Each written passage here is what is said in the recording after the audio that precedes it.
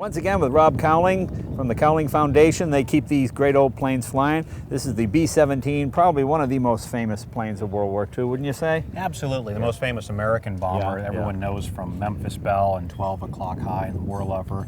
And it really was a very important aircraft. They built over 12,500 of these things right here. Right. This aircraft rolled off the assembly line down in Long Beach. A lot of places around here. In fact, the building next to me, the walls are 14 feet thick. Only? Because, well, what happens was they would come off the assembly line, they would test the machine guns against the cement, and just there's millions and millions of cartridges and shells still buried in the ground there, where they would just test them before they would fly off. Yeah. Tell us about the engines in these.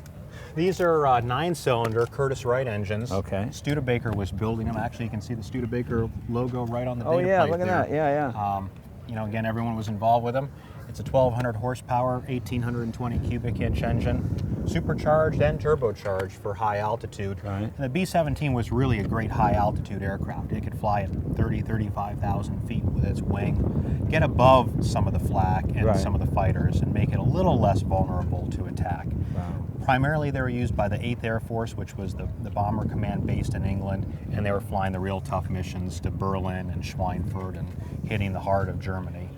Years and years before we ever set foot in Europe. Yeah. You know, before D-Day and June of '44, these guys were flying missions in '42 and '43 and had a tremendous loss rate. Tell us about the firepower in this plane.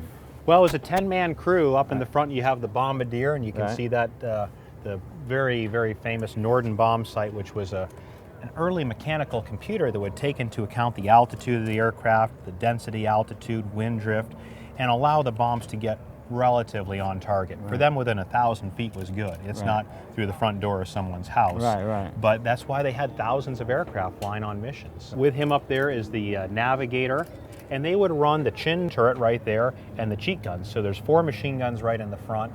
You have the pilot and co-pilot, and behind them is the top turret gunner, so 2 more machine guns, and then the bomb bay, the whole reason for going on the mission. And in the back, it's a lot like the B-24. We have a ball turret gunner, the same ball turret, 2 waist gunners, and a tail turret. And so in total, this was 12 machine guns. And again, not pressurized, obviously. Not pressurized. Were there pressurized aircraft in World War II? They came along much later, the B-29 Super Fortress, which was Boeing's follow-on to this, a much larger aircraft, and it was only used in the Pacific. Of course, it's the airplane that dropped the A-bomb on Hiroshima and Nagasaki. I met a gentleman who was a nose gunner. We're going to talk to him in just a minute. Well, I was looking at the nose gun of this B-17. I ran into an old nose gunner. What's your name, sir? Al Olivari. Al, how are you? Oh, just fine, just fine. And you flew how many missions in these? 26 missions. Wow. 26 missions. How scary was it sitting up there? Well, I tell you, you get used to it. It's like going to work every day. You have a job to do. Yeah. Now, how old a kid were you? I was going on 25. Did you get hit sitting up there? Well, on one occasion, we had come out of the soup and we were approaching the English Channel. And we get our orders from the pilot to test fire our guns before we get into enemy territory. And I had made a few blasts and I was comfortable, everything was okay. And suddenly a crash came through the plexiglass of the nose there and hit me in the lower extremities. It knocked me out. And I was in excruciating pain, and I called the pilot and I said, I've been hit, and he said, I don't believe it, we're not in combat yet. And he said, no, enemy planes here, there are no anti-aircraft guns. But before I knew it, I saw this empty casing on the floor of the plane, and I put 2 together, and I called him and I said, well, there's a casing here, it had to come from another B-17. So little by little I was feeling okay and got back to normal again. You see, there are 3 positions on the plane that the cartridges cannot be salvaged. The nose is one of them, the ball turret, and the tail position. And those cartridges go out into the atmosphere. Right. So I happened to be in the path of one of them, and it hit me. Wow. Wow. Well, pretty amazing story. Well, I'm glad you got back safely. How old a man are you now? Oh, it's 90. Are you 90? I'm 90, yeah. 90? Come on. Yeah. Almost broke my hand shaking. Thank you for your service, sir. Okay. God bless you. Appreciate it. Let's take a look inside.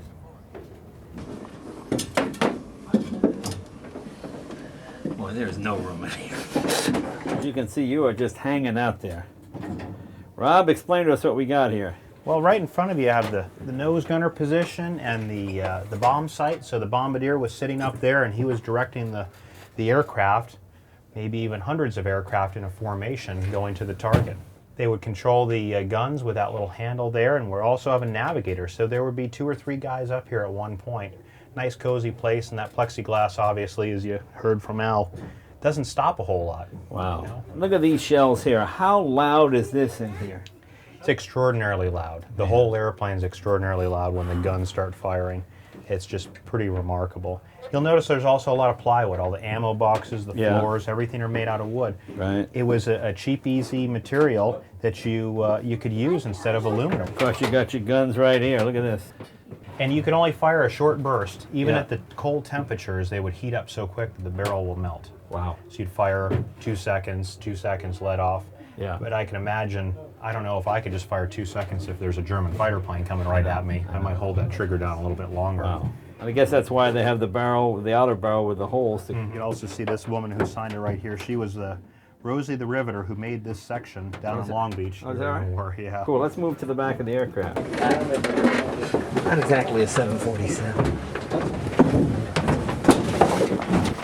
We're in the cockpit of the B-17 right here where the pilot and co-pilot sat, and looking forward over the bombardier and navigator compartment. Right behind him was the top turret gunner. You can see they have a very unusual throttle arrangement where you actually hold the throttles underhand and use it that way, so you can control all 4 throttles independently instead of having them lined up like the mixtures.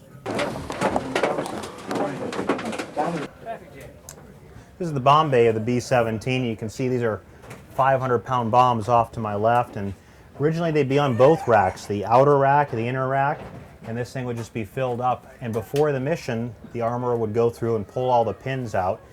And if for some reason one of the bombs gets hung up, he'd actually have to come out here when the doors are open and try to kick it out. This is the first place in the plane that has any space. This is where the radio man would sit? The radio man would sit right there, Yeah. and it's just remarkable what they had to do to tune these radios. Yeah. They would actually come over here, pick the frequency range they want to use, Right. and take that box and stick it over in there, and then go through the whole tuning Wow. process. I mean, this radio looks like, man. That's just the receiver. Right. So that's for listening. Right. This is for transmitting, and then Okay. they have these other ones right over here, which are for different, more like a VHF band. These are an HF. They're real low frequency. Right. They had an antenna that would actually trail out about 300-400 feet behind the aircraft so they could talk. Right. Wow, pretty neat. Back here we have the ball turret and the waist gunner compartment. And later on, they staggered those waist gunners so they wouldn't hit one another. Right. Like we're in the B-24, they're so close together. It's a pretty tight compartment for those guys when they're operating. When we get outside, we'll take a little closer look at the ball turret because that's a fascinating place to be in. While we were looking at this ball turret, trying to figure out who would fit in this thing, we ran into Frank Perez. Frank, how are you, sir? Nice to see you. Jay Leno. Hi, Jay. And you were a ball turret gunner, is I that was a correct? ball turret gunner. Wow, how many missions? 32. 32 missions sitting in that thing? I can't Yeah. get my head in there. How scary was it being in that? It's scary. Oh, man. And loud? Yeah, well, you know, when the flak comes up, boy, you can hear everything. You don't look like you got hit. You get hit at all? Yeah, I got hit on the foot in different places, but, it didn't penetrate my skin. Right, wow. It just felt like somebody got a baseball bat and hit me as hard as possible. Yeah, that's not good either. No. You know what? Is this you as a young man there? Who's that That's handsome me guy? when I was flying. Wow. 20 years old. I flew missions against Berlin and the Ruhr Valley and Piedemonde and Wow. Politz, all those places. And what was your rank? I was staff sergeant. Now, do you volunteer to be ball turret gunner? No. Once you're a gunner, they can put you. Oh, I see. Yeah. So, but I guess you were probably a short guy. You'd fit in Well, there. I've gone on reunions and we got everything up to 6 foot tall guys. Wow. Okay. Yeah. Well, God bless you. Thanks for your service, sir. We appreciate it. Yeah, thank you you. very much. There you go. Another hero. You know, when you park these old airplanes anywhere, somehow these old heroes come out of the woodwork and they come sniffing around. You just walked up to me. What's your name, sir? Dick Stilling. I was a staff sergeant. Staff Sergeant. I was, And you flew the B-17? B-17s and 24s. I flew, Is this your group? yes, 486. How old a kid were you when you flew I was these? 17. No, 18. 18. 18 years old. Yeah. Wow. And what was your duties? I was in the ball gunner.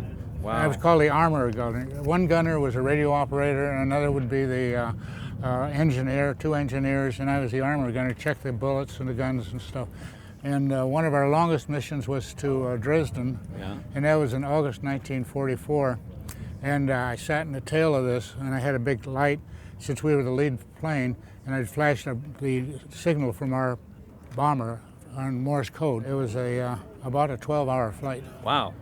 And Pretty noisy, pretty cold, wasn't it? yeah, cold and noisy, but we had electric suits on, and, Yeah. and we managed, so. Still remember your Morse code? A little bit. A little bit. W was www. That's what. See, it now it's a website now. Now, did you guys ever get hit? You take any? Yeah, we always got flak. Almost Really? always, Wow. yeah. Well, thanks for your Yeah, service. thank sir. you. We appreciate it. Yeah, thank you. Well, I was in the 92nd Bomb Group, and Are these your guys here? yeah, those are. Where's you? That's a B. This is me right here, There we go. top turret gunner.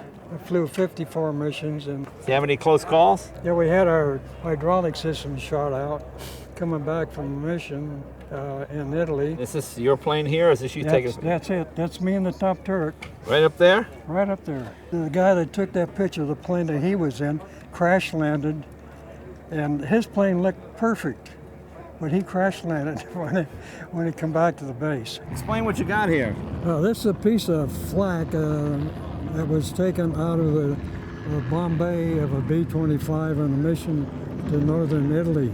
And explain what flak is for people who don't know.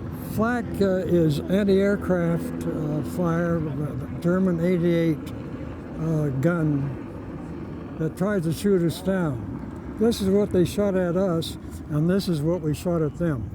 That's a 50 caliber. Did you personally get hit with any of this? No, but this is coming within 2 feet of where I was. It missed me. That's why you're here. Thank God. Yeah. Well, thanks for being an American hero. thanks. We appreciate your service. Glad.